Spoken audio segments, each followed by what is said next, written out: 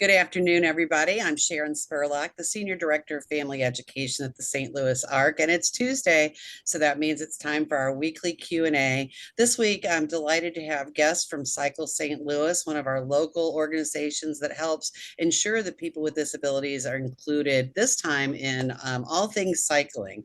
So they're going to share with us about that today. So without further ado, I'm excited to welcome Hugh Scher and Debbie Nocky to the Q&A. Hugh, tell us a little bit about yourself. Well, I have had a lengthy corporate career in the brewing industry, so those in St. Louis can guess who that might be with. But I've been an avid cyclist for a real long time, and for about the past 20 years, I've been cycling with people with disabilities. And I feel grateful to be able to share something I have a passion with folks that might not otherwise have the opportunity. And so being part of Cycle St. Louis and some of the other organizations has been a real privilege. Wonderful. So glad to have you here. And how about you, Debbie? Hi, I'm glad to join you this afternoon. I spent my entire career in nonprofits, and the last one being with a local organization called the Delta Gamma Center for Children with Visual Impairments. I've been retired for 7 years, but continuing to volunteer in many different initiatives, and including one that has to do with cycling for individuals with disabilities. Well, One we're very really important one. I'm very happy to have you here and have you share your upcoming event with us. And fun fact, everybody, Debbie used to work in the early childhood program at St. Louis Arc a few years ago. We won't be talking about that today, though. We're going to start off with Hugh giving us a little bit of an overview of Cycle St. Louis and what your organization is all about. Okay, so you could think of us as a community-wide initiative under the Recreation Council of Greater St. Louis. And in essence, we're trying to create cycling opportunities for individuals with disabilities. And one of our main aims is to create an inclusive cycling community. So in short, we want people to ride together. We are composed of about 14 nonprofit organizations, a few businesses, and individuals like Debbie and myself. And I guess to summarize our mission, it would be to get people rolling, get people with disabilities rolling. Sometimes that involves a two-wheel bike, sometimes it involves a lot of adaptation. So that's our main aim. And so some focus areas, obviously awareness is really important. We need to let folks know about the importance of cycling and with the resources that Cycle St. Louis can provide, such as, and this is all on our website, we're going to share that with everybody, but how to ride an adapted cycle, where to find the financing, safe places to ride, how to secure a cycle, things like that. Providing cycle access is also key. So adapted cycles can be really expensive. They're hard to store, they're hard to transport. And so we can connect people to those resources. And creating cycling opportunities, such as what Debbie's going to talk about with Ride to Unite, some things we've done in the TrailNet, which we'll talk about in a minute. And our whole mode of operation is to really build partnerships. We are essentially a volunteer organization. We have very limited resources, and so outreach to our partners and to other organizations to make these kinds of things happen is how we operate. And so I just wanted to bring it to life with a few examples of some of our past and existing work. And so really exciting program that we started last year is with Achilles St. Louis. And a lot of this is interesting because a lot of the Achilles members are some of Debbie's former clients at Delta Gamma Center. And so when kids graduate Delta Gamma Center, they lose those important services. A lot of those kids wanted to continue riding. And so Achilles is an organization that in St. Louis was focused on running and walking. And so we were able, but through a partnership with Achilles and Paraquad, to bring tandem cycling every Wednesday evening in Forest Park with Achilles. And since we started last year, we now have hand cyclists and adapted tandems and some other interesting things going. It's growing very rapidly. Many people in our community are aware of TrailNet. They are our local advocate, active transportation advocate. They also host a series of community rides, and we've worked with them over the years to make their rides inclusive. So anyone with a special challenge can do their rides for free and get special accommodations to make it easy to participate. In the past, we've placed adapted cycles in local bike shops. We have a loaner program where we can loan adapted cycles out. And probably one of the biggest examples of how we've integrated into existing cycling initiatives in our community is really Ride to Unite, which Debbie leads for Cycle St. Louis. And partnering with the Gateway Cup in Big Sharp, one of the biggest races in the country, now has a ride that's inclusive and brings everyone together. So this is just a quick shot of our partners, of which ARC is up there. And if I may jump in here for a moment, those of us who've worked in nonprofits for many, many years know well that oftentimes services seem like the best kept secret. We have so many resources in St. Louis, but sometimes it's really hard to reach the people who want or need them. What's amazing about this list that Hugh has put up here is that these are organizations and individuals who are also committed to cycling for individuals with disabilities. So the St. Louis metro area is really an area that's rich in commitment to this cause. But one of the things that we can do if people reach us is we can direct them to those organizations or services or resources to help them get a bike or know where to ride safely or whatever. So that's kind of a unique aspect of our vision and mission. First of all, I love everything you're doing. And I think it's so important that we engage the people that are focused on cycling for people without disabilities in broadening their mission to be inclusive of everybody, because they're the ones that are really able to invest the resources in it. So this is such a great partnership that you've created with TrailNet and the county parks and those kinds of things. I think one thing that comes up with biking a lot for me when I talk to our families is just fears about safety. And I think they maybe don't realize all the resources that might be available to somebody. If I have a family member with a disability of any kind, what would the process be for me to maybe come and determine what would be a safe way for my family member to ride? So I'll start, Debbie, and you can fill in. There's a lot of resources on our website, which you're all going to have the address for. Obtaining the appropriate cycle is really important. And one thing we can help is to connect individuals and families with someone that can help them obtain the appropriate cycle and hopefully find some resources to help pay for that cycle. And so I would start with that. For example, we have somebody coming tomorrow night to Achilles practice who is had to have an arm amputated. And we're going to try to put that person, it's an older gentleman, and we're going to try to put that person on a recumbent bike, which is really low to the ground because he has balance issues. So starting with the right cycle is really important. And then I will say that safe places to ride are really important as well. And so we can connect folks to Great Rivers Greenway and TrailNet and some of the things that Achilles is doing, Delta Gamma Center. So we can help in those two areas. Debbie, what did I miss? The one thing that I would add there is that we do have a small fleet of adapted bicycles. We don't have bikes that are going to meet any and all needs, but if it's determined that one of the bikes that we have will work for someone, we certainly can put them out there for a loan. So that's another resource that we have.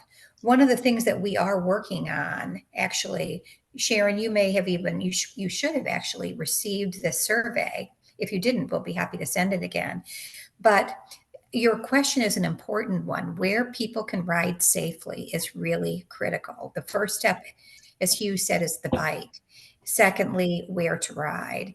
And so one of the things that we're looking at is where in the community do we have people who live and need bikes or have bikes and want to be able to ride safely.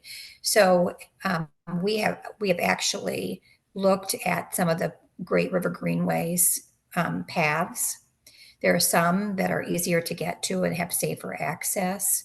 So we are looking at a variety of things through this survey to really determine who out there, where are they, and what are their needs and what are their interests. And So is that that's survey, something that, I'm is sorry. that survey still open where folks could fill it out? Is that on the website, Debbie? It's still open. I'm going to defer to Hugh for whether that's still up on the website. If not, we can get that to you to send out to families.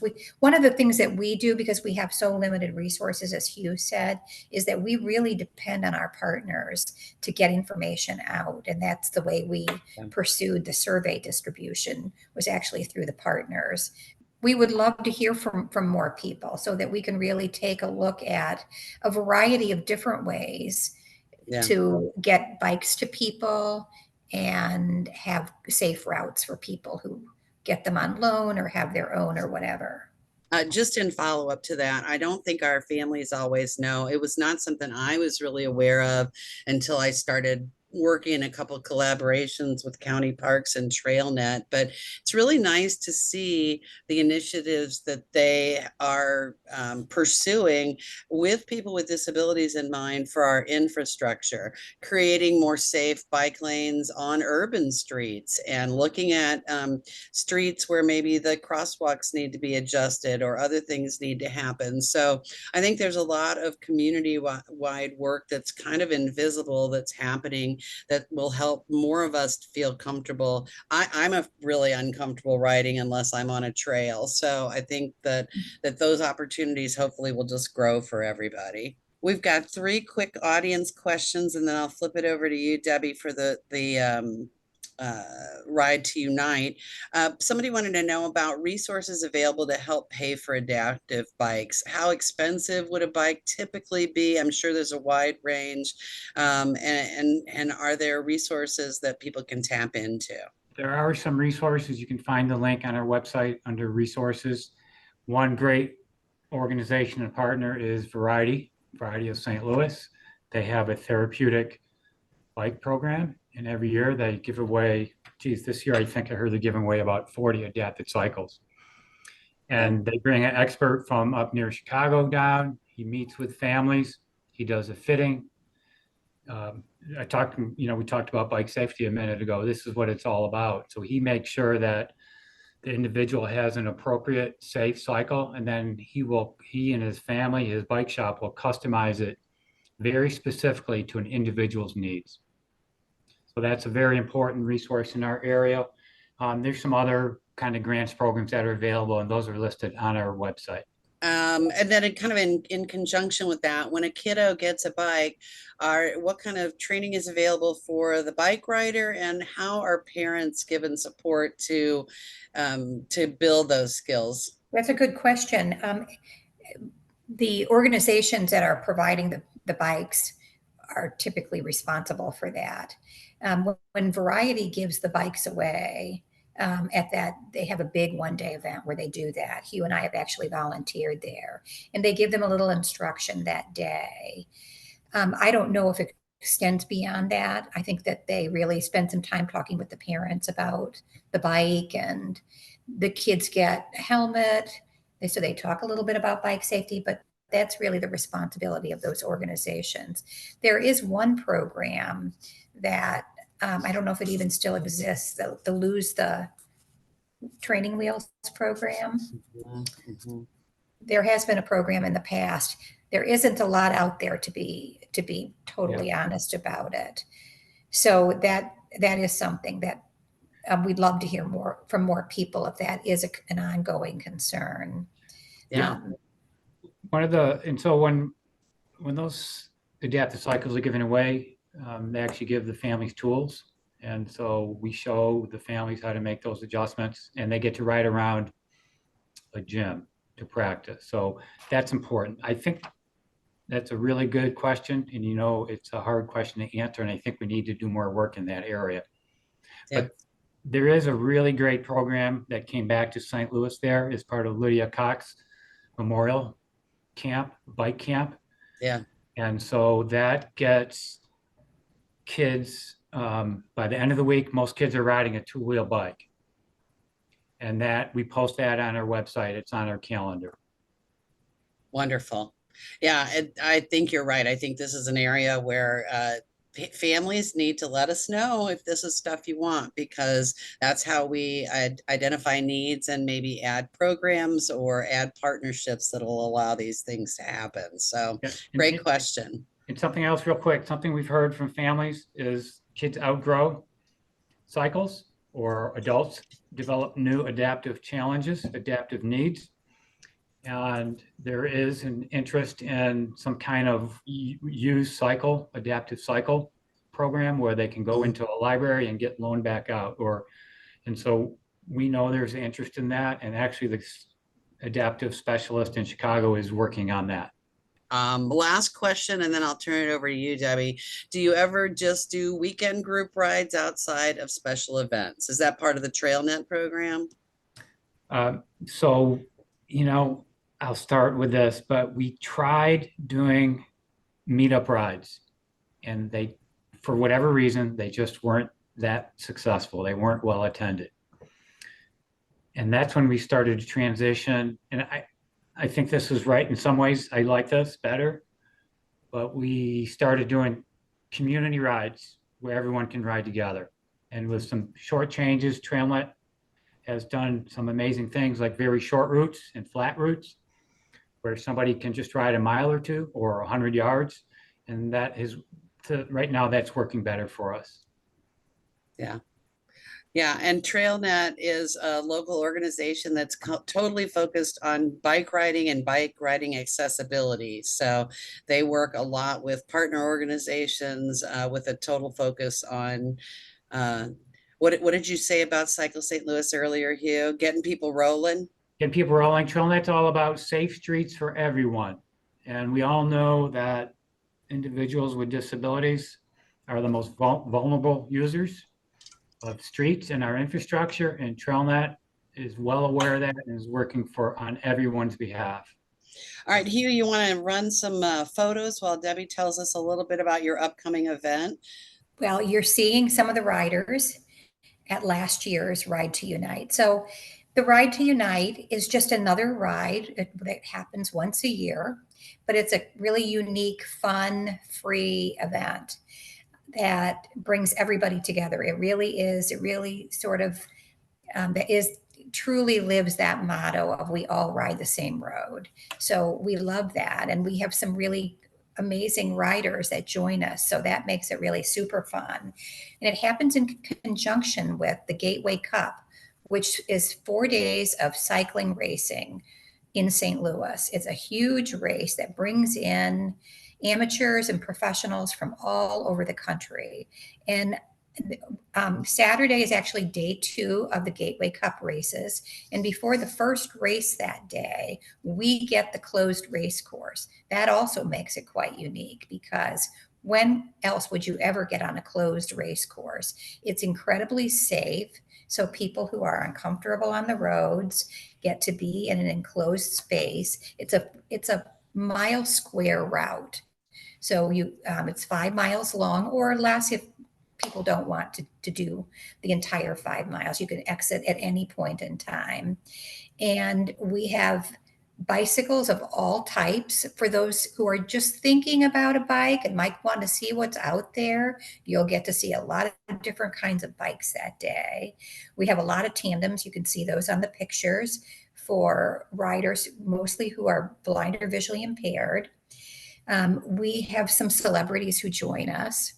And we have some professional racers that come and ride. So that makes it also really pretty special to ride alongside one of these racers and you can even stay and then afterwards and cheer on the racers. So it's just a fun, free event for those who participate. For those who don't want to participate, we love to have people come and cheer.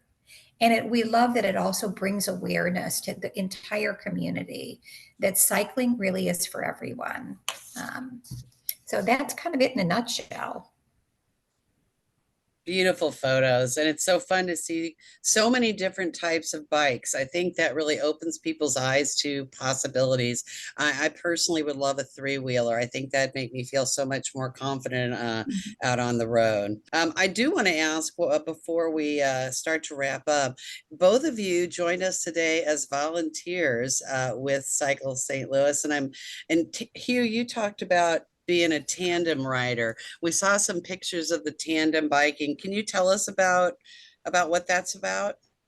Yeah, so in our area, there's two ways to participate in tandem cycling that we're aware of. I'm sure there's more, but one is through Delta Gamma Center, and that's riding with visually impaired and blind children, a program Debbie started many, many years ago. And to Debbie's horn, we've heard unofficially that it's one of the best tandem programs in the country for kids.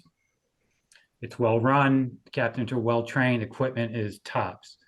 And then adults have the opportunity to ride through Achilles St. Louis in Forest Park. So what's it like to be a tandem captain? I think that's what your question might be like. Um, it's a lot of responsibility, but it's hugely gratifying, and it's always safety first. And we have a very robust training program. Achilles St. Louis actually partnered with Delta Gamma. So we share captains, we share training, we collaborate to try to make the program seamless. And we need volunteers. So folks listening, if you know cyclists, if you are a cyclist, we need volunteer tandem captains.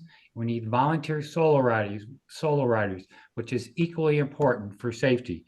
We love to have solo riders ride along with tandems in front and behind to make sure intersections are safe, trails are safe, stop signs, and so forth. You can imagine the types of hazards that we encounter in Forest Park. And so we can use all kinds of volunteers. Beautiful. Debbie, is there anything you want to share about your role and kind of why you stayed engaged with cycling and the disability community? Well, you shared that part of my background that, and it's really connected with that. When I started that program many, many years ago for teens, it was really, I believe, at least as far as my search revealed, the only one in the country. And it was really amazing to me how little cycling was available for individuals with disabilities. I was really struck by that. And I was also struck by the reaction of the kids who joined that program. It was life changing for them. It was the joy on their faces because of the freedom they experienced, the independence they were experiencing.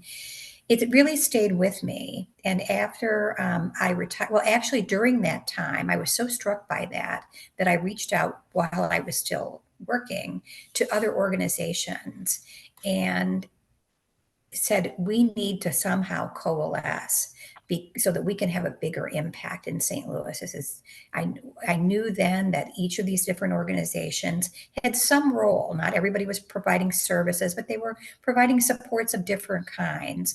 And the goal was together we can even impact more people. And so I took that with me when I retired. So it was a volunteer initiative, and I've just continued it on as a volunteer initiative. So here I am. Well, we're delighted that you're here. And I think it took me many years as a professional to understand what you just said about the impact on the person with a disability the opportunity they get when they ride and how it impacts them socially, how it impacts their confidence. When you're a kid, kids go and they have biking get-togethers, and if you can't be a part of that, then you're isolated in ways that you don't need to be as a kid. As an adult, I know people with disabilities who, once they learned to ride, they could ride to a job that was nearby, and that gave them a tremendous amount of freedom to work and to be able to not rely on other people to get them to work. So I think those are things that I just didn't quite grasp, I think, early on in my career. And I've seen some of those same stories that you talk about. So I think it's just super important.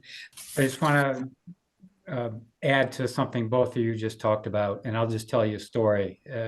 When we started the Achilles program in Forest Park, one of those early rides, older woman hadn't ridden a bike in 35 years.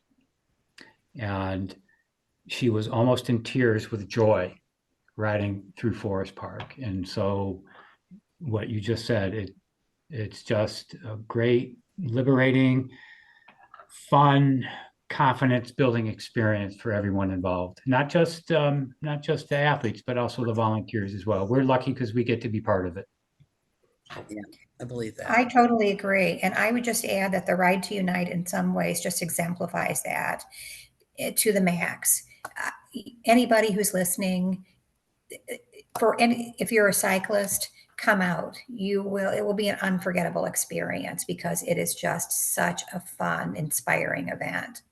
And there's quite a few spectators, if I remember correctly. So even if you're not quite ready to jump on a bike, go down there and cheer the riders on and look at all the different people riding, and maybe you'll feel inspired to give it a go next time, or to try some of the other ongoing events that are available in St. Louis.